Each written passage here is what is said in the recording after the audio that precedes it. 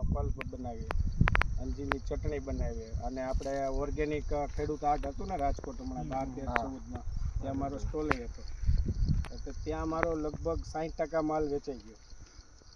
બાકી બધું હવે રિપીટ ઓર્ડર આવે છે. એ જે લોકો કસ્ટમર લઈ ગયા હોય ને એમાંથી જ ઓર્ડર મળે છે. કેટલા વીઘા છે તમારા? આ ટોટલ 4 એકરમાં. 4 એકરમાં. 1 એકર કેટલું ઉત્પાદન આવે? 1 એકરે 545 છોડ આવે. અને મારે વધારે વાવ્યા, મારે કારણ કે વચ્ચે 4 ફૂટનું વાવેતર છે, એટલે અમુક પાછળથી વાવેલા છોડ છે, એટલે આગળ પાછળ છે છોડવા. કેટલું થાય 1 એકર ઉત્પાદન?